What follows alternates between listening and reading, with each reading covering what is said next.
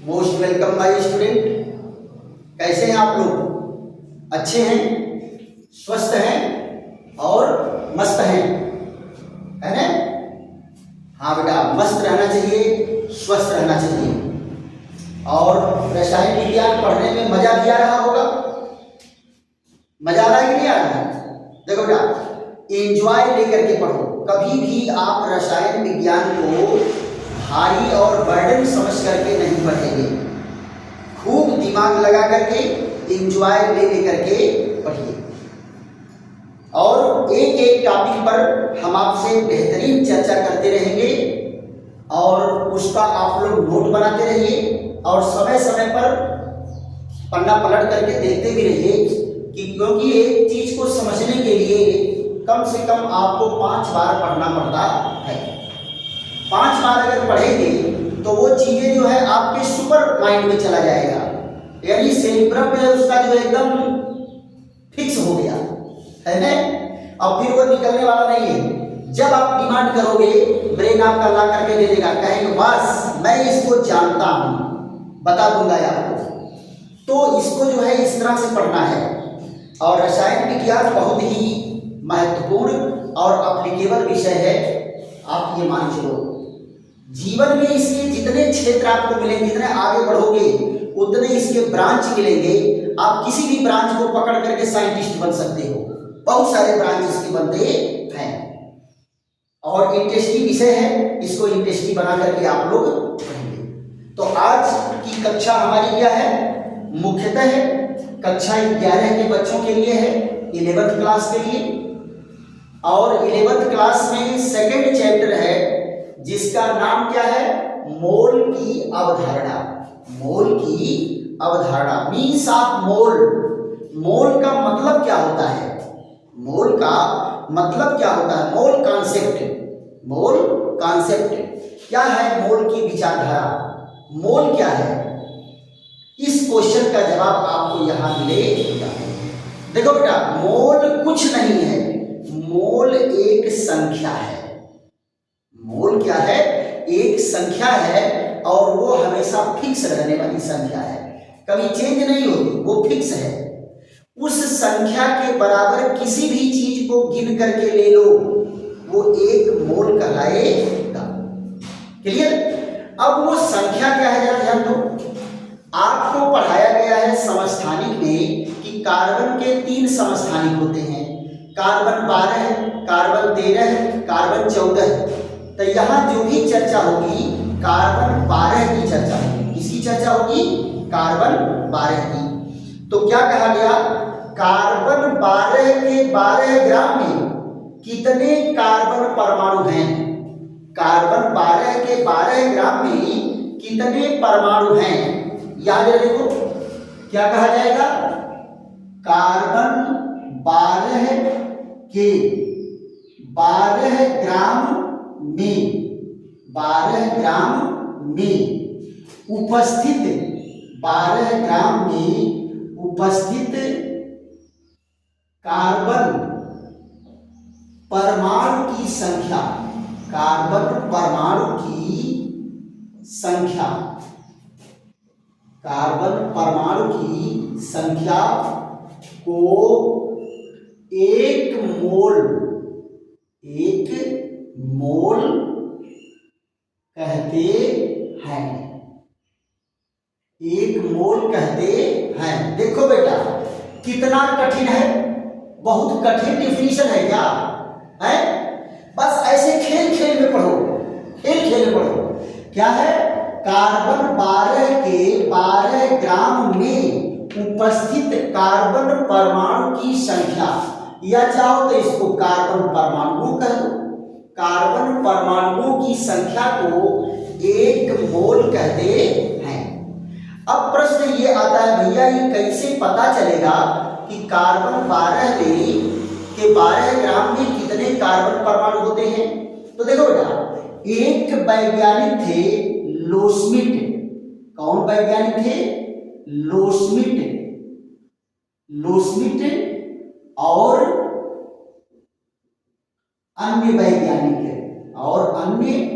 वैज्ञानिक मिल करके वैज्ञानिक मिल करके क्या किए हैं, कैलकुलेट किए, क्या, कार्बन 12 के 12 ग्राम में 12 ग्राम में कार्बन परमाणु की संख्या, कार्बन परमाणु की संख्या, कार्बन परमाणु की संख्या कितनी होती है बेटा, 6.022 गुणे 10 के घाते 23 कार्बन, 23 कार्बन परमाणु, 23 कार्बन परमाणु। क्या कहा गया कि लोस्मिट और अन्य वैज्ञानिकों द्वारा कार्बन 12 के 12 ग्राम में कार्बन परमाणुओं की संख्या कितनी ज्ञात की गई, कितनी ज्ञात की गई, 6.022 गुणे 10 के घाते 23 है ना। तो यहां देखो क्या है, एक मोल बराबर कितना होगा, 6.022 गुणे 10 के घाते 23 यूनिट, 23 यूनिट स्ट्रक्चर, इकाई रचना, किसी भी चीज का इतना अगर गिन करके आप ले रहे हैं, इतनी इकाई गिन करके ले रहे हैं तो वो 1 मोल कहलाएगा। अब इतने सरसों को गिन के ले लो, 1 मोल सरसों हो जाएगा। इतना मटर गिन के ले लो, 1 मोल मटर हो जाएगा। इतना आदमी गिन के ले लो, 1 मोल आदमी हो जाएगा। इतना रुपया गिन के ले लो, 1 मोल रुपया हो जाएगा। यही मोल है। और ये जो संख्या है, ये संख्या क्या है, नियतांक है। नियतांक मतलब क्या है, नियत है, कभी चेंज नहीं होता, कभी चेंज नहीं होता। लेकिन बेटा यहां ध्यान दो, दुर्भाग्य ये है कि इसको खोजे कौन, लोस्मिट और इनके सहयोगी वैज्ञानिक है। लेकिन उस समय जो है प्रसिद्ध वैज्ञानिक कौन थे, अमालियो अवोगाद्रो है ना। और उनके सम्मान में इस संख्या को अवोगाद्रो संख्या के नाम दिया गया। तो क्या कहते हैं इसे, यहां ध्यान दो, इस संख्या को महान वैज्ञानिक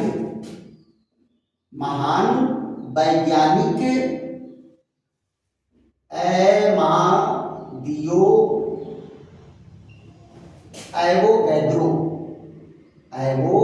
एवोगाद्रो के सम्मान में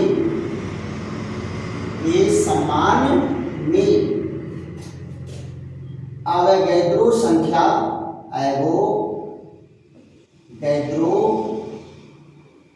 संख्या से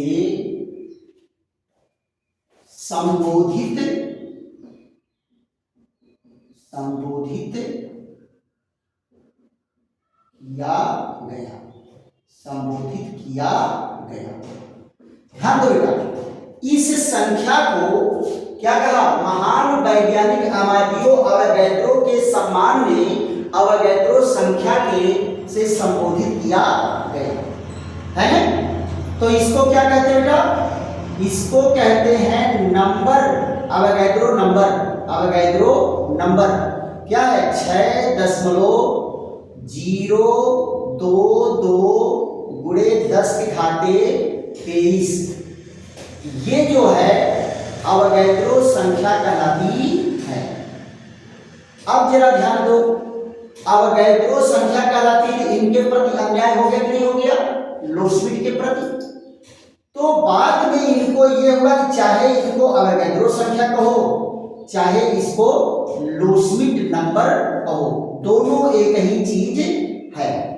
लोस्मिट संख्या भी इसको कह सकते हैं और अवोगाद्रो संख्या भी कह सकते हैं। लोस्मिट संख्या भी कह सकते हैं और अवोगाद्रो संख्या भी कह सकते हैं। अब प्रश्न ये उठता है कि अगर मोलों की संख्या आपको निकालना है क्या करोगे? मान लो कुछ कणों की संख्या दे दिया गया है, कुछ कणों की संख्या दे दिया गया है और मोलों की संख्या निकालना है, तो क्या होता है बेटा? यहां जरा ध्यान दो, मोलों की संख्या बराबर क्या होता है? कणों की संख्या, कणों की संख्या या अणुओं की संख्या, कणों की संख्या या अणुओं की संख्या बटे क्या होगा? अवोगाद्रो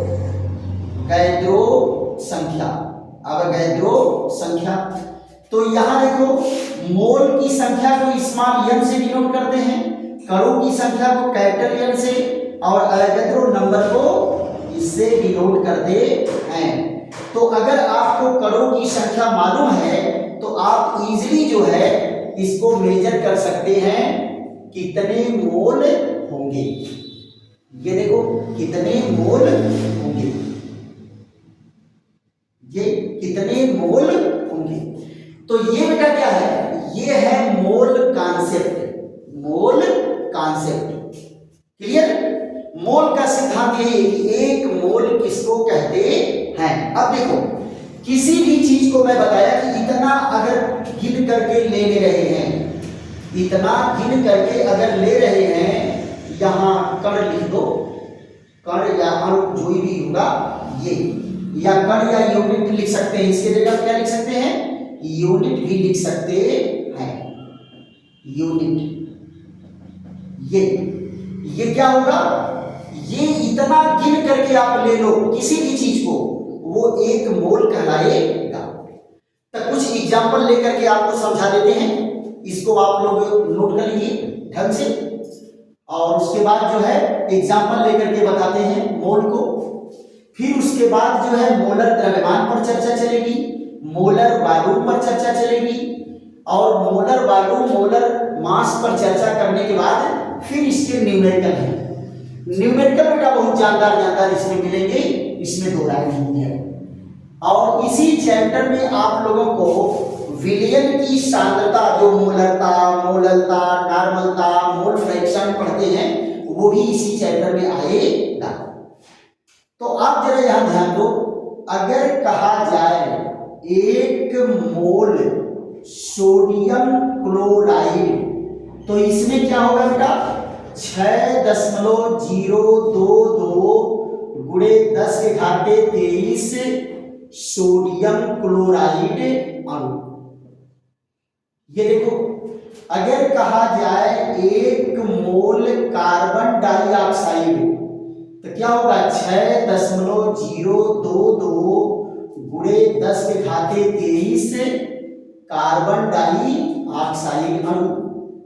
यहां देखो 1 मोल अगर कहा गया सोडियम का धनायन, तो ये क्या हो जाएगा? 6.022 गुणे 10 के घाते 23 सोडियम धनायन।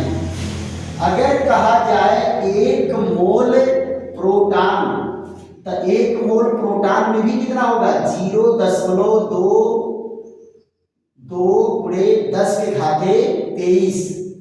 ये कौन है? प्रोटॉन। अगर कहा जाए 1 मोल इलेक्ट्रॉन, तो इसमें भी कितना होगा? 6.022 गुणे 10 के घाते 23 इलेक्ट्रॉन। तो देखो बेटा 1 मोल कोई भी चीज आप ले रहे हो, उसमें कणों की संख्या निश्चित है, फिक्स है। ठीक है? अब यहां जरा देखो मोलर द्रव्यमान की चर्चा करेंगे कि मोलर द्रव्यमान क्या होता है। यहां ध्यान दो, मोलर द्रव्यमान, मोलर द्रव्यमान को क्या कहते हैं बेटा? Molar mass. मोलर द्रव्यमान को क्या कहेंगे? मोलर मास, मोलर मास, है ना? तो मोलर मास क्या होता है? इसकी दो परिभाषा होती है। मोलर मास की दो परिभाषा होती है, दोनों आप लोग जान लीजिए। दो परिभाषा, पहला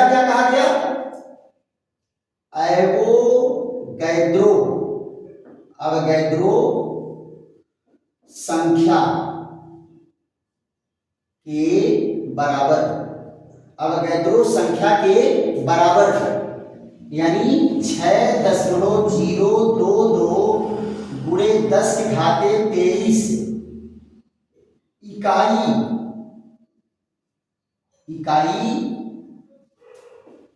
कणों का द्रव्यमान,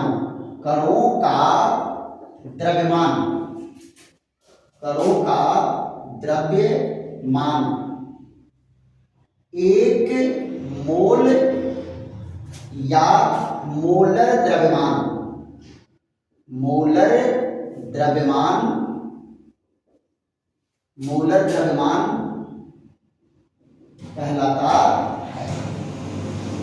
मोलर द्रव्यमान कहलाता है।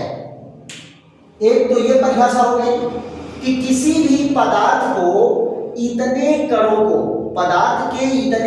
को लेकर के तौल लो, जो द्रव्यमान उसका आएगा वो मोलर द्रव्यमान कहलाएगा। इसकी दूसरी परिभाषा क्या है, यहां जरा ध्यान दो। दूसरी परिभाषा क्या है? दूसरी परिभाषा कहा है किसी यौगिक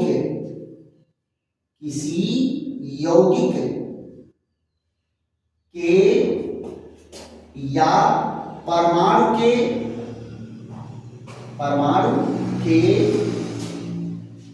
अणुभार या परमाणु भार के बराबर ग्राम में ली गई मात्रा,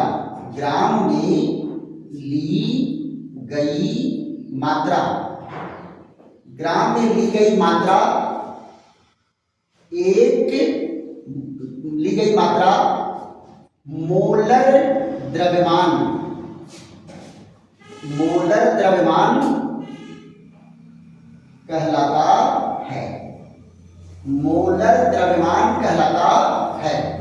ध्यान दो बेटा, पहली परिभाषा क्या है? अवगाद्रो संख्या के बराबर लिए गए कणों का द्रव्यमान एक मोल या मोलर द्रव्यमान कहलाता है। यहां क्या कहा गया कि अगर कोई यौगिक है तो उसका अणु होगा तो अणुभार के बराबर ग्राम में ली गई मात्रा, कोई परमाणु होगा तो परमाणु भार के बराबर ग्राम में ली गई मात्रा, कोई आयन होगा तो आयन भार के बराबर ग्राम में ली गई मात्रा क्या कहलाएगा?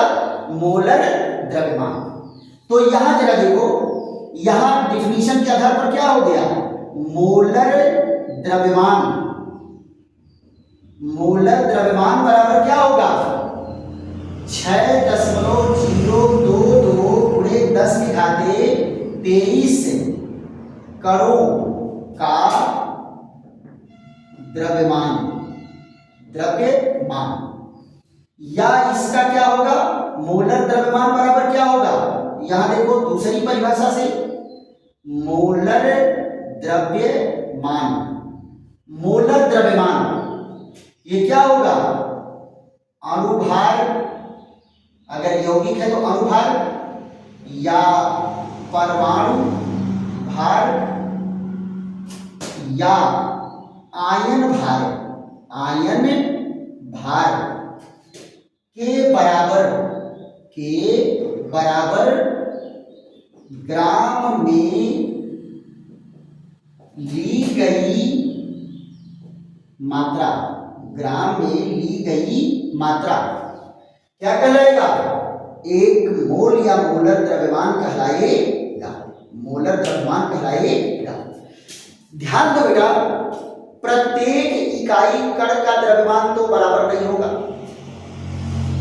अब एक सरसों का द्रव्यमान एक मटर के द्रव्यमान के बराबर तो नहीं होगा, एक मटर का द्रव्यमान एक आलू के बराबर तो नहीं होगा, एक आलू का द्रव्यमान एक आदमी के बराबर तो नहीं होगा। लेकिन इस संख्या के बराबर कोई भी चीज लेंगे तो वो एक मोल कहलाएगा। पक्का? तो उसी तरह से कार्बन डाइऑक्साइड का अणुभार, सोडियम क्लोराइड का अणुभार एक ही तो होगा नहीं। तो अणुभार अलग अलग होने के नाते मोलर द्रव्यमान भी अलग अलग होता है। अब जरा देखो, हमको अलग से कुछ नहीं करना है, इसीलिए आपको मोलर द्रव्यमान समझा दे रहे हैं। आप जरा देखो, सोडियम क्लोराइड का अनुभार कितना होता है? 58.5। तो 58.5 ग्राम अगर सोडियम क्लोराइड ले रहे हो तो वो क्या होगा? 1 मोल होगा। और इसके 58.5 ग्राम में सोडियम क्लोराइड के अणुओं की संख्या कितनी होगी? अवगैद्रो संख्या के बराबर। अब जरा देखो, कार्बन डाइऑक्साइड का अनुभार कितना है? 16 दूनी 32, 12 44। 44 ग्राम अगर कार्बन डाइऑक्साइड ले रहे हैं तो वो क्या है? 1 मोल कहलाएगा। और ये इसका मोलर द्रव्यमान है, मोलर द्रव्यमान है। यहां जरा देखो, सोडियम के धनायन की बात करेंगे तो सोडियम के धनायन में सोडियम का परमाणु भार, आयन भार कितना है? ये होता है 23। तो 23 ग्राम सोडियम का धनायन लेंगे तो वो 1 मोल कहलाएगा। उसमें भी कणों की संख्या कितनी होगी? अवगैद्रो संख्या के बराबर। यहां जरा देखो, एक प्रोटॉन का द्रव्यमान कितना होता है? 1.6 × 10⁻⁻24 ग्राम। तो अगर इतना ग्राम प्रोटॉन ले रहे हैं तो उसमें भी प्रोटॉनों की संख्या इतना होगी, ये भी 1 मोल कहलाएगा। और यही इसका क्या है? मोलर द्रव्यमान है। अब इलेक्ट्रॉन के लिए ले लो, इलेक्ट्रॉन का द्रव्यमान कितना होता है? 9.1 × 10⁻28 ग्राम। तो इतना ग्राम अगर इलेक्ट्रॉन ले रहे हैं तो उसमें भी इलेक्ट्रॉनों की संख्या यही होगी। और इलेक्ट्रॉन का मोलर द्रव्यमान क्या होगा?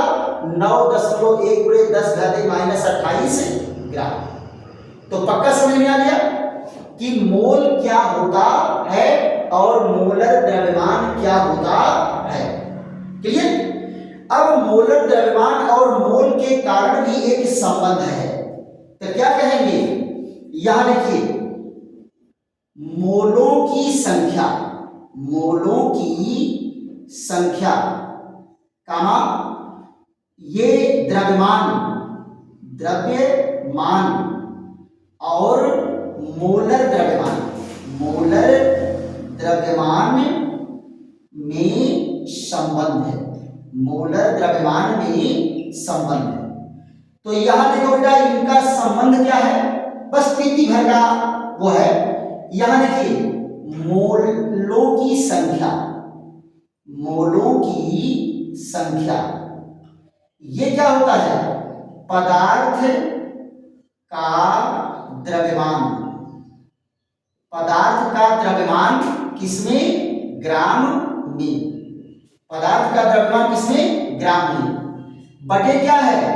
मोलर द्रव्यमान, मोलर द्रव्यमान।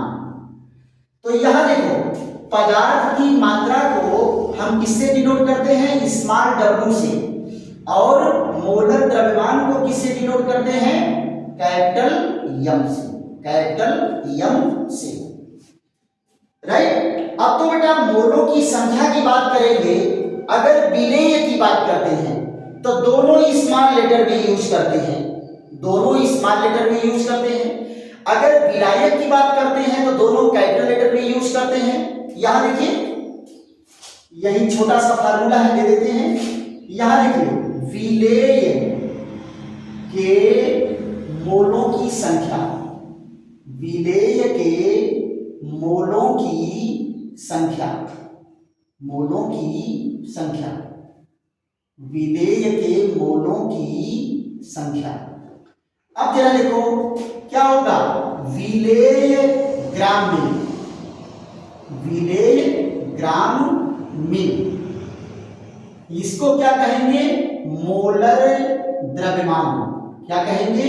मोलर द्रव्यमान। तो यहां क्या होता है बेटा? इसको स्मॉल लेटर में और इसको भी स्मॉल लेटर में। लेकिन अगर विलायक की बात आती है, विलायक के मोलों की संख्या, विलायक के मोलों की संख्या, ये क्या होगा बेटा, विलायक ग्राम में, विलायक ग्राम में बटे क्या है, मोलर द्रव्यमान, मोलर द्रव्यमान। किसका मोलर द्रव्यमान, विलायक का। तो इन दोनों को बेटा कैपिटल लेटर में डिनोट करते हैं, क्लियर। तो इस तरह से जो है मोलों की संख्या, अब मोलों की संख्या को किससे डिनोट करते हैं बेटा, स्मॉल एन से। इसका ये होगा स्मॉल एन, विलेय का क्या होगा स्मॉल एन बराबर स्मॉल डब्ल्यू बाई स्मॉल एम, और विलायक के लिए क्या होगा कैपिटल एन, ये क्या हो जाएगा capital W by capital M. आप आराम से जो है ये कैलकुलेट कर लेते हैं। आगे जब हम लोग न्यूमेरिकल लगाएंगे तो ये सारे फार्मूले प्रयोग में आएंगे। तो इसको आप लोग नोट कर लीजिए और फट से हमारी आपकी चर्चा किस पर चलती है, मोलर आयतन पर। किस पर चलती है, मोलर आयतन पर। तो स्क्रीनशॉट ले लीजिए, स्क्रीनशॉट ले लीजिए और फिर बाद में अपना नोट कर लीजिएगा।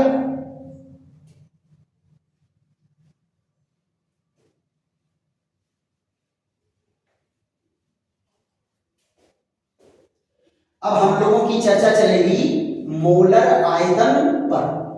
मोलर आयतन, देखो बेटा मोलर आयतन क्या होता है उसका हम लोग अध्ययन करते हैं एसटीपी या एनटीपी पर। एसटीपी और एनटीपी पर एक मोल गैस का आयतन भी हमेशा फिक्स होता है। एक मोल गैस का आयतन क्या होता है, फिक्स होता है, ये भी चेंज नहीं होता। तो हम लोग क्या करेंगे, मोलर आयतन, किस पर चर्चा कर रहे हैं, मोलर आयतन, मोलर आयतन। और अंग्रेजी इसका क्या होता है, मोलर वॉल्यूम, मोलर वॉल्यूम। देखो इसकी स्टडी हम लोग किस पर करते हैं, एसटीपी या एनटीपी पर इसकी स्टडी करते हैं। अब आप जरा ध्यान दो, एसटीपी का फुल फॉर्म क्या है, standard temperature and pressure, standard temperature and pressure. ये इसका फुल फॉर्म क्या होगा, normal temperature and pressure, normal temperature and pressure.